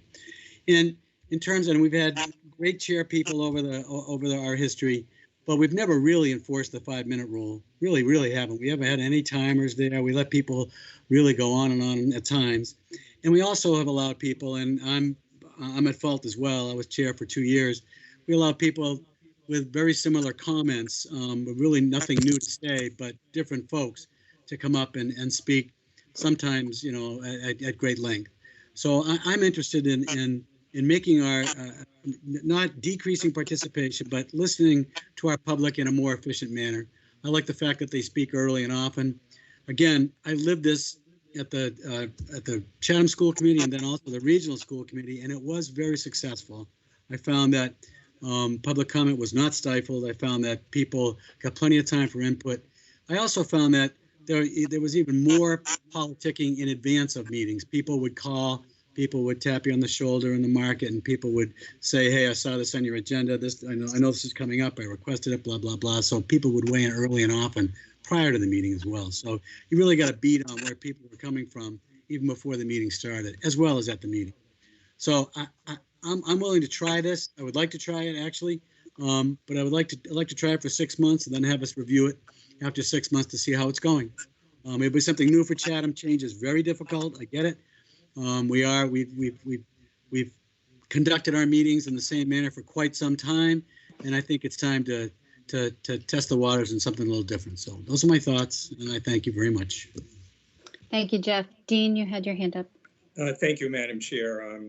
I respect what Selectman Metters has said, but I guess I couldn't disagree with him more about on the various points that he's made. And Jeff just pointed out one area where I think Selectman did raise a legitimate question about whether a selectman could ask for further input from a member from a citizen who had spoken earlier in the meeting, and that's certainly acceptable to me. I certainly hope that we can resolve this evening and take a vote to approve this policy. I have some edits I'd like to suggest. First and foremost, I think the title should be changed, because in reviewing the policy several times now in draft form, I think it's a policy for public participation. It defines public participation in our meetings. And so I would strike the word efficiency and it says Board of Selectmen Meeting Efficiency Policy. I think it should read Board of Selectmen Meeting Public Participation Policy. The other edits I have are on the consent agenda. This is just, I think, a typo in the second line where it says consent agenda items are those that are routine, non-controversial. I think the word or should be inserted, or administrative matters that require board action, unless I'm misreading how this was drafted. Shauna, you can correct me. On public hearings, in the second line of the second paragraph, I don't think we really have the position of an acting clerk. I would suggest maybe we could substitute the phrase presiding officer. And then finally, I think it probably would be helpful under the business agenda to flesh it out a little bit. I've drafted a couple of sentences, no pride of authorship here, but I would suggest something like the board shall proceed with its regular business agenda, period. Discussion is limited to board members, relevant town staff, and persons pertinent to a particular agenda item. I'll read that again. The board shall proceed with its regular business agenda. Discussion is limited to board members, relevant town staff, and persons pertinent to a particular agenda item. I just wanted to make one comment because we did receive a few emails from folks, and one of the emails specifically referred to a sentence that is repeated in 3 separate places. It's under the public comments section. It's under the public hearing section, and it's at the end. And that's the sentence that says, at the request of the chairperson, all members of the public shall be silent.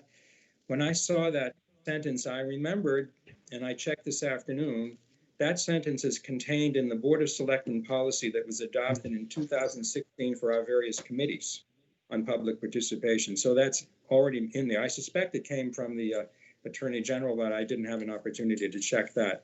Yeah. And I would point out, I voted against that policy. So did Selectman Dyken back in 2016, and 2 former members of the Board of Selectmen, I believe, voted for it. So anyway, I could go along with Jeff's suggestion that we have a 6-month trial. I think that makes sense. That if it's not working, we could abolish it, go back to the way things are at, or we could amend it going forward. I also suspect that Chatham is perhaps an outlier. Most other towns on the Cape in terms of how extensively we allow we have allowed citizens to basically participate in the deliberation, which is not their role under the charter. And I'm going to repeat something I've said at the prior 2 meetings. This is a business meeting of the executive policy-making body of the town. We are elected to make these decisions. Others are not elected. If they want to participate, if you want to act like a selectman, run for selectman, get yourself elected as a selectman. That's how I feel. Thank you, Madam Chair. Thank you, Dean. Peter, and then we'll go around and come back around again. Thank you, Madam Chair. I'm going to do something a little more. I also agree we could try this as a test over the next 6 months. Couple of comments.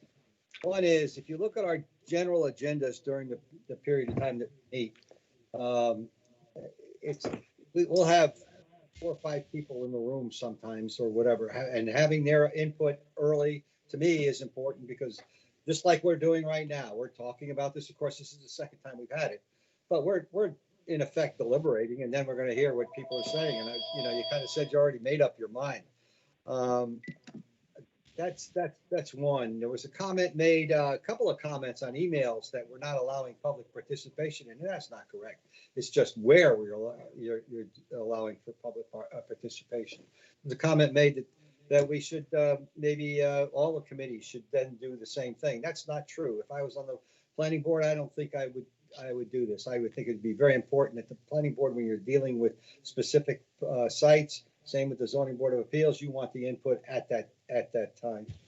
And I do agree, maybe I'll soften it a little bit. But, you know, the deliberation process is ours. Our decisions are our decisions. And by God, you know, we're held accountable for them.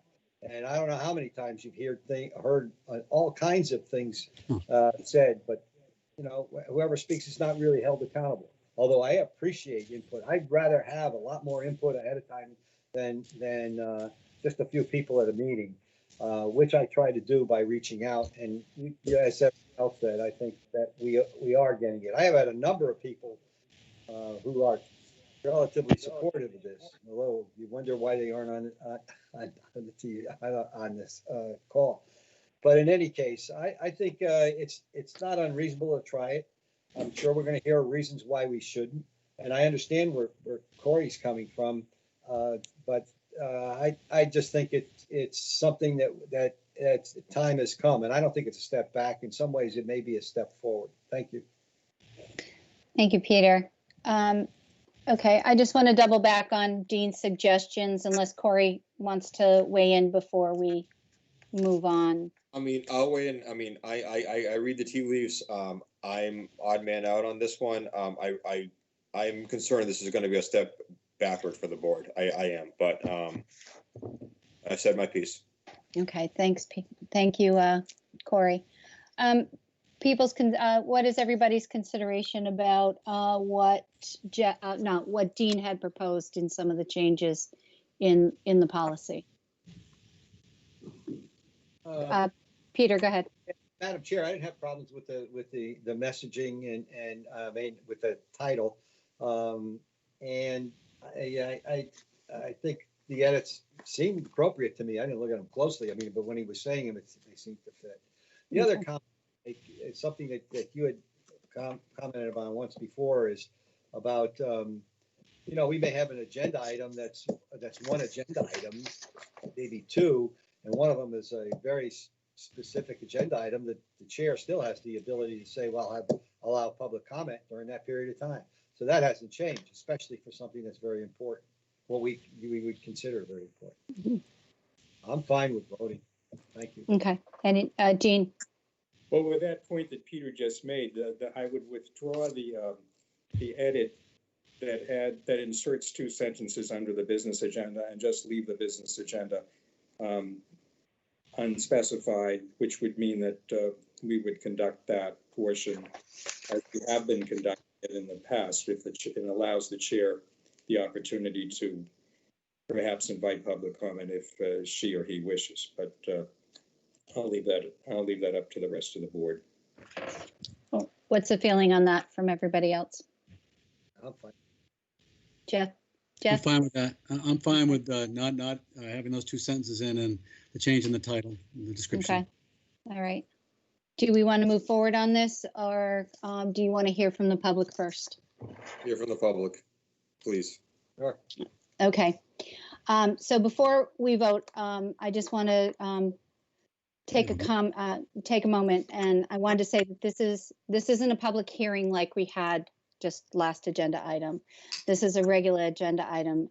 And as I said before, we received a number of emails and have been engaged by the public in a number of ways on this matter. We've been asked by two people who authored emails to read them into the record tonight. And I want to reiterate, this is done during a public hearing, which this is not. These emails are already public record and have been shared with my fellow board members, those of us that are making the decision tonight. The emails can be easily accessed by anyone, again, as they're public, and as well as the other emails we've received. However, out of courtesy tonight, I will offer that the commenters be given the option to either speak to the agenda item independent of the email, or read their email into the comments, or have me read their email into the comments. They can have that one or another choice.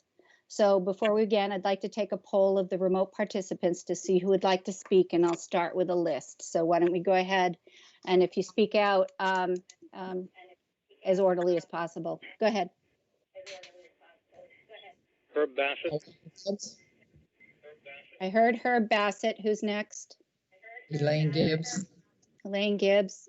Anyone else? Susanna Nickerson. Susanna, Nickerson, anybody else? Stephen Buckley. Stephen Buckley. We haven't, anybody else?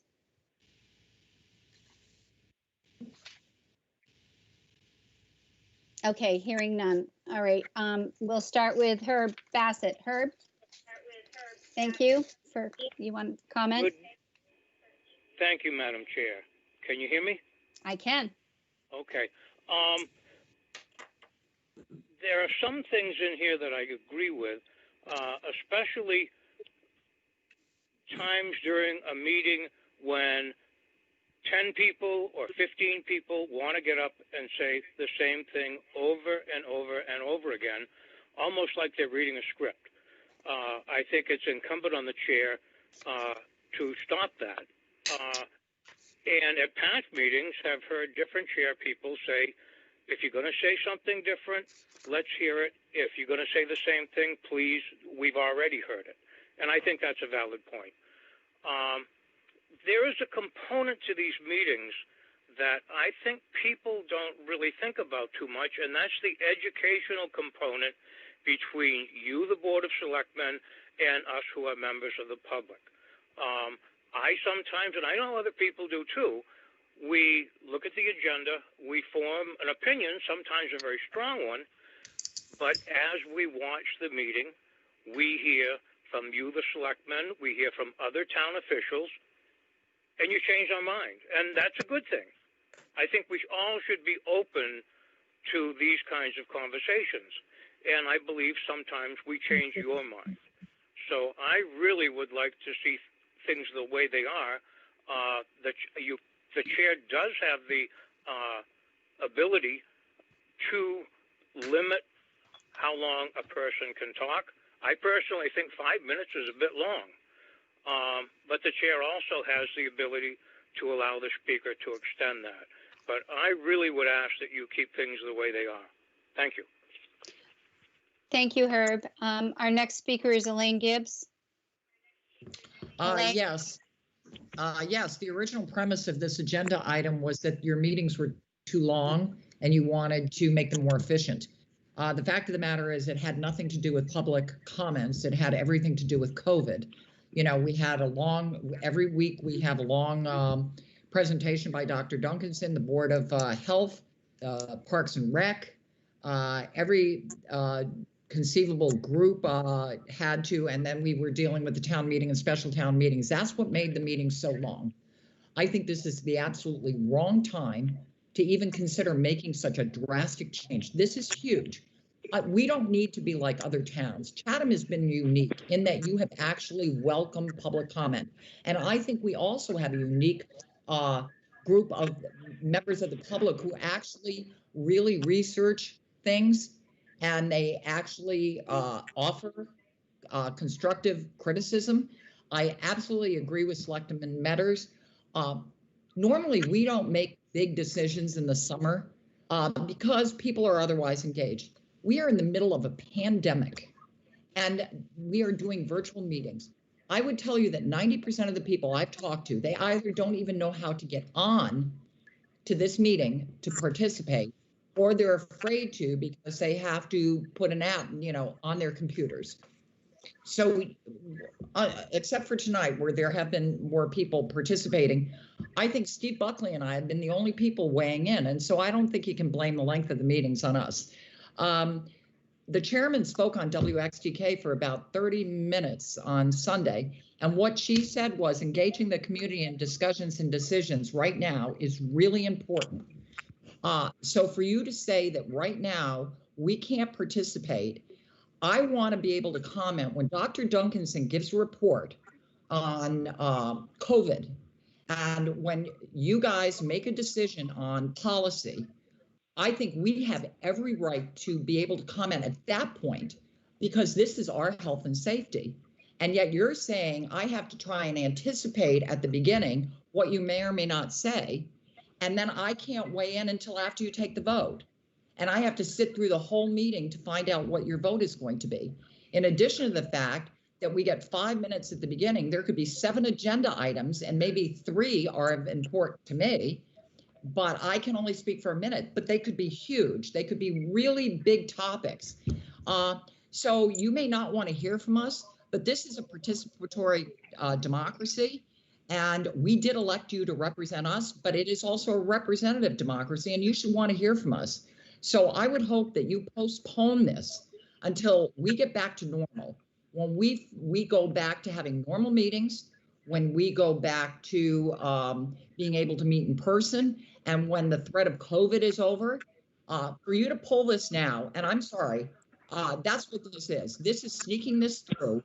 We are really, really in a bad state here, and the public has every right to weigh in. And I represent about 50 people. They don't want to come on. They don't know how to do it. But when I'm talking to you, I'm talking for about 50 people. And I know there are a lot of other people. I'm sure Steve does, and there are other people who do. So you should postpone this until at least fall and revisit it at that point. I can't even believe you're considering this now. I find it incredibly offensive. We are in the middle of a pandemic, and we have a right to determine our futures, or at least tell you what we think. I don't want to have to meet you in a grocery store to tell you what I feel like. Thank you. Thank you, Elaine.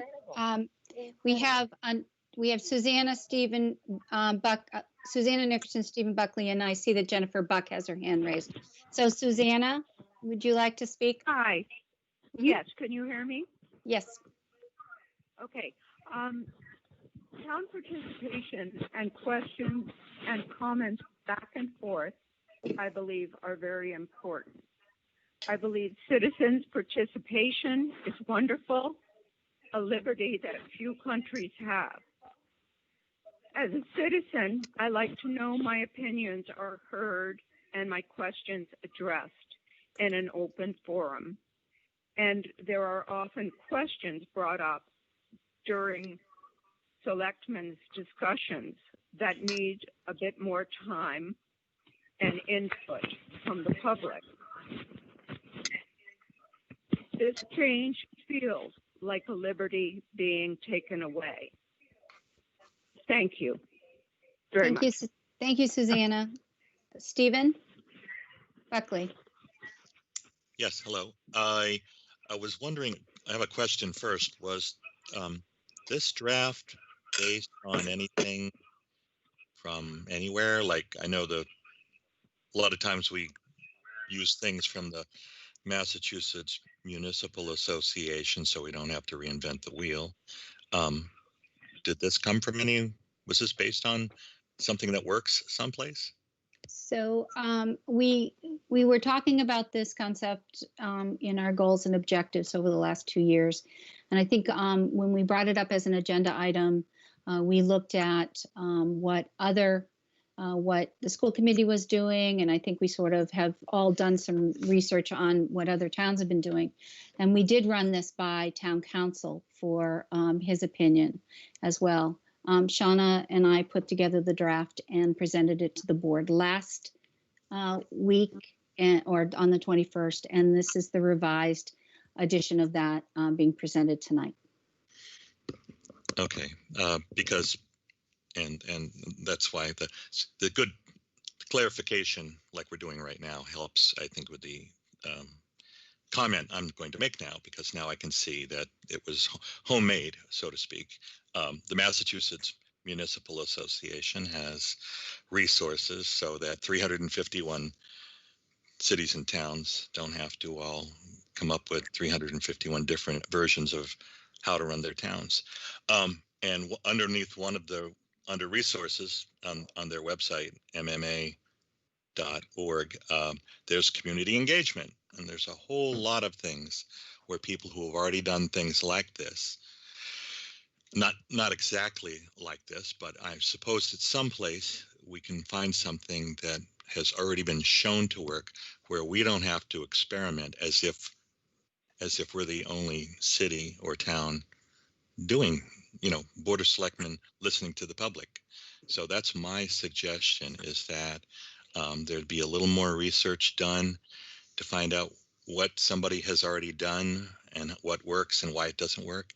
And the second part would be that if you did want to go ahead and do it for 6 months or for any time, run our own little experiment, is that every experiment you need to figure out what you're measuring.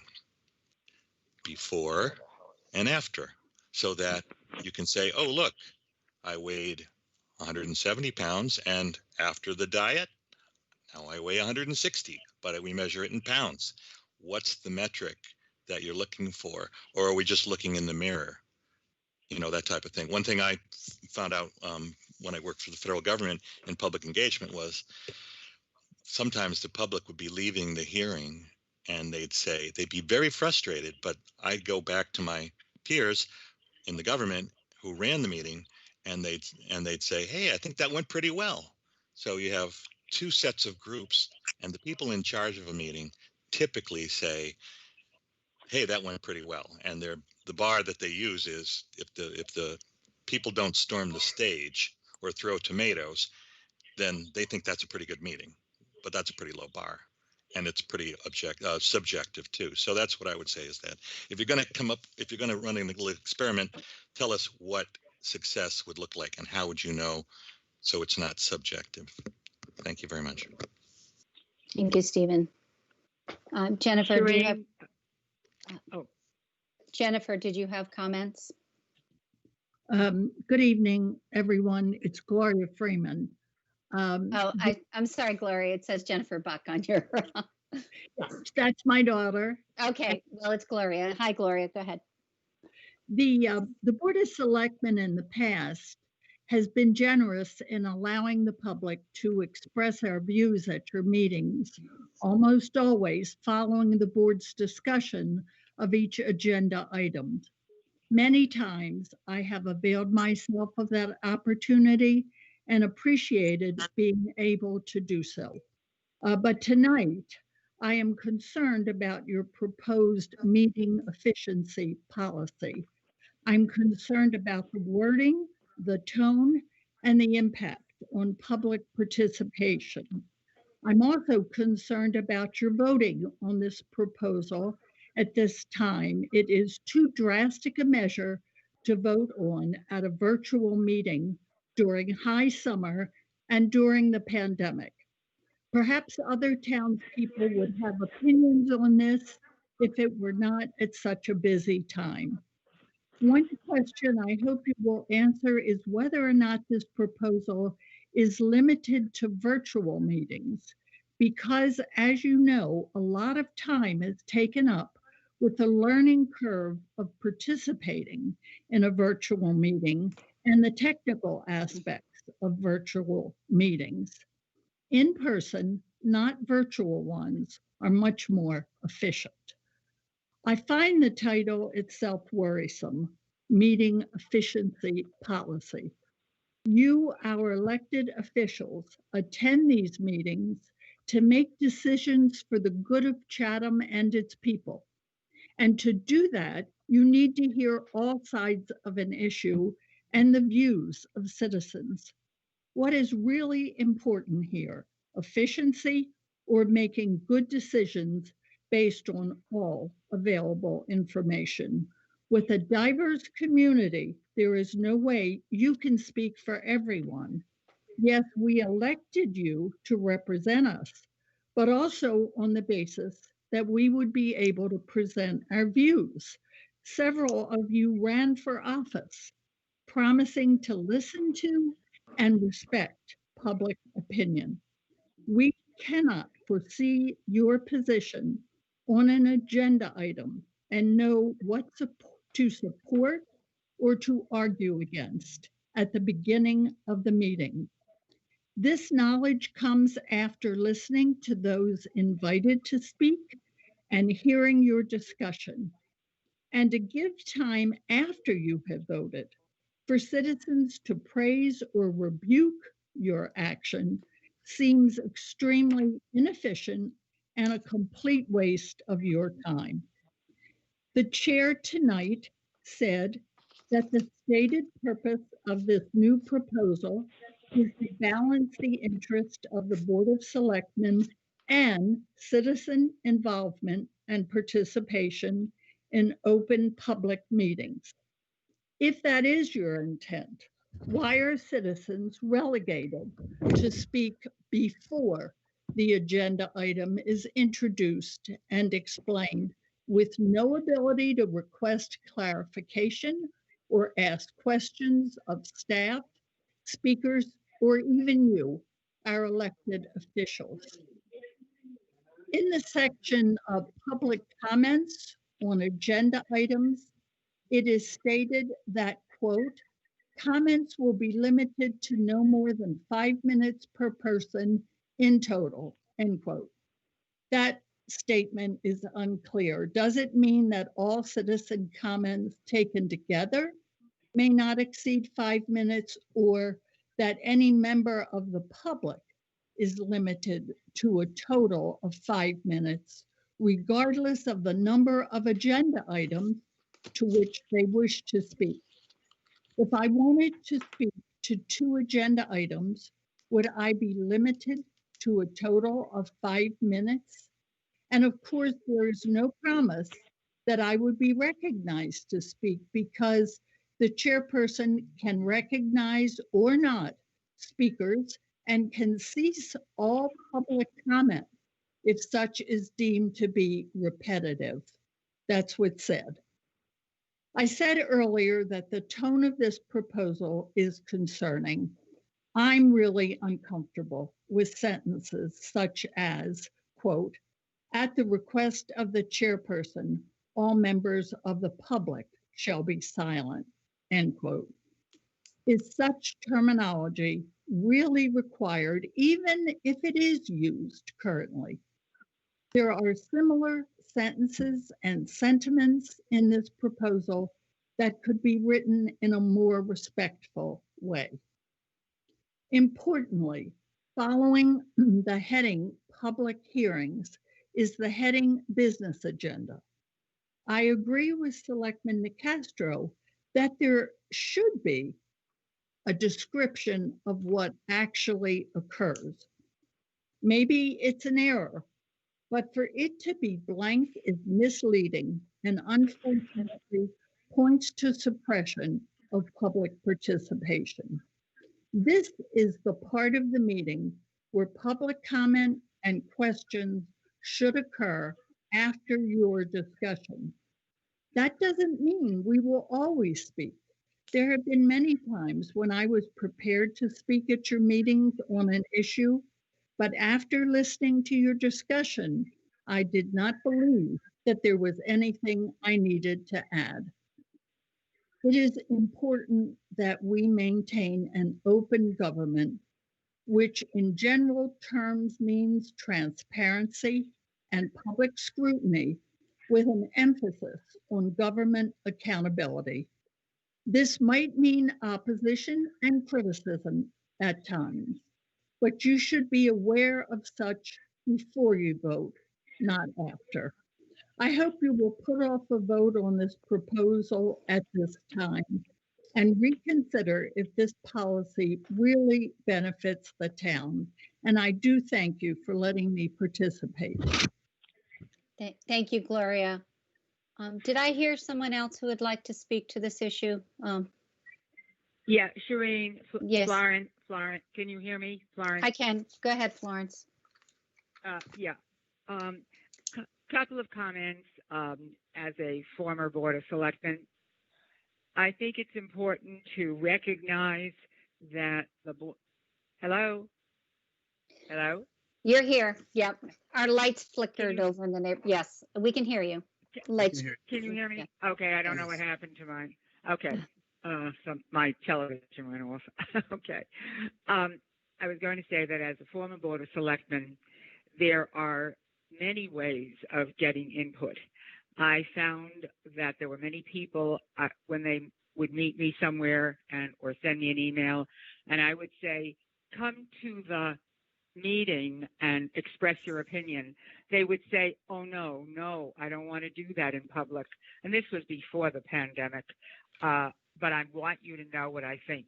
So there are many ways, and I know as a selectman, I had heard from many people who never spoke at one of your meetings, but wanted me to know before I made a decision how they felt. Number two, I have never, I listened to your meetings. Before that, certainly I participated in the meetings for many years. And I've rarely known the board to make a decision at the first time, except if it was a minor matter or something related to administrative issues, made a decision the first time that an agenda item appeared. So there would be ample opportunity for somebody to come up at the end of that meeting when you have not made your decision and inform you of how they feel, so that next time when it appears on agenda for decision making, you will have heard their voice, or again at the beginning of the meeting. I think public participation, I think rather than, I agree totally with Dean, it's not a public efficiency policy, but a public participation policy. And the idea of trying it out for 6 months is a good one. I think you can determine whether the public has had an opportunity to speak. I mean, let's face it, there are people who come to your meetings, few people who come and have to sit there till the very end of a meeting before their agenda item comes up, and they leave before they have a chance to say anything because it's late and they don't want to stay there. So this, I know the process that you have been using supposedly was attributed to the time I was the chairperson.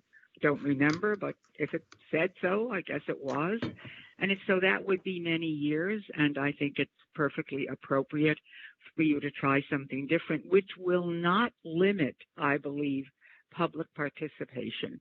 It will enable people still to speak at your meetings before and after. You certainly aren't going to make a decision the very first time an item comes up. Go through your agenda and you will find that you very, very rarely do. So again, I urge you to give it a try. Thank you. Thank you, Florence. Is there any other remote participants that would like to speak on this matter?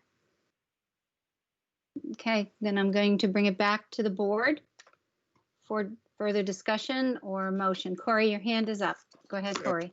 Thank you, Madam Chair. No, simply to put, you usually make changes when something is broken or doesn't work. I think our system has worked very well. It is not broken. I don't see a need for change. Respectfully, I will not vote in favor for this. Thank you. Anybody, any other? Dean, go ahead. And then Jeff. Dean, you're muted.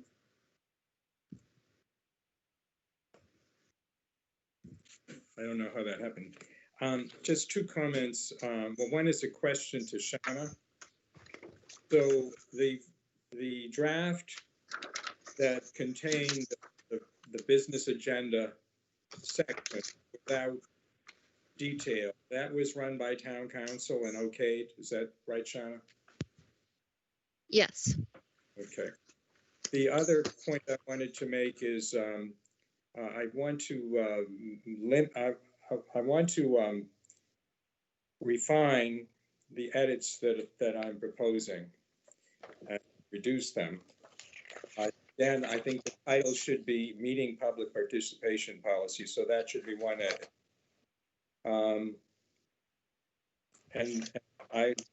The only other edit I will make, I will withdraw the other typographical or clarifying edits, including the wording of the insertion of the word award or the substitution of presiding officer for acting clerk. I think that'll work as acting clerk. But in light of the comment Ms. Freeman just made, it was made in the same email about the sentence, quote, at the request of the chairperson, all members of the public shall be silent. I would propose deleting that sentence from the three places where it occurs: under public comments, under agenda items, under public hearings, and on public comments on actions taken. I think the chair has inherent authority to do that anyway as a presiding officer. And as I say, that language was in a policy that we were all urged to adopt. Several of you were not on the board, but I was. Mr. Dykens and Mr. Meadows was on the board at the time, along with, I believe, two former selectmen. And Mr. Dykens and I voted not to approve that policy, not because we were opposed to public participation at hearings. I had actually worked on the policy, but because at the request of several committee chairs who wanted some additional time, I thought they should have been given. So, but that language that's where I guess that language must have been taken from. Shauna can confirm that, but I think it can go out. People find it offensive. So that is my edit. Change the title and delete those that sentence each of the 3 times it appears. Okay, Dean. Shauna has her hand up. Shauna? Yes, that sentence is actually taken right from the state's open meeting law. Yeah. Okay. Thank you. Well, Say that again, Dean. I'm sorry, I missed. I'll go either way, depending on the pleasure of the majority of the board. Okay, go ahead. Peter and then Jeff. Peter, you are muted. Madam Chair. Yeah, I was going to make the same comment that Shauna made. It's from the well, anyway.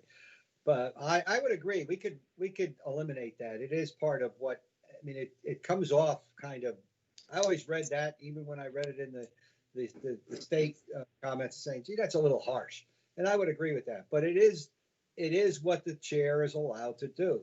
I think it's inherent, like Mr. Nicastro said, within the responsibilities and the authority of the chair. So I don't see any reason to make a big deal about it.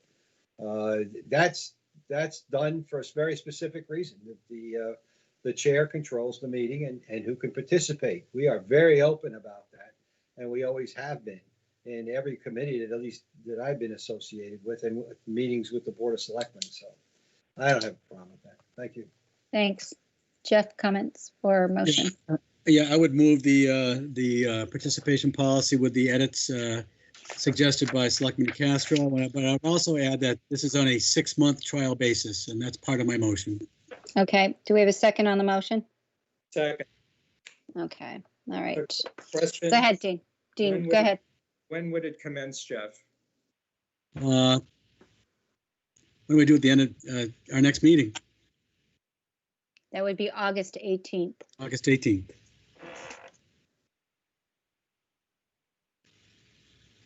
So I'll give you 6 months thereafter. Okay. An agenda item to revisit it. All right. Do I have a second on that motion? Second. Okay, Dean. All right.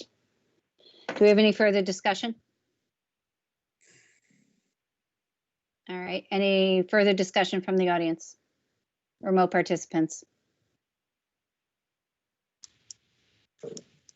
Okay, hearing none, we'll take a roll vote. We will go Peter. Aye. Corey. Nay. Jeff. Aye. Dean. Aye.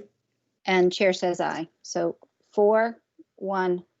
Okay, thank you. We're going to, I think that is the end of our agenda items for tonight. So I'm going to take a motion to adjourn. Motion to adjourn, Madam Chair. Okay, a second? Second. Okay, we'll take a roll. Peter. Aye. Corey. Aye. Dean. Aye. Jeff. Aye. And the chair says aye. Thank you very much. All right, thank you, gentlemen. Have a good evening. Good night. Thank you, Jill. Thank you, Thank you. staff. Thank you, staff. Everybody, Stay safe. Channel 18. Everybody stay safe.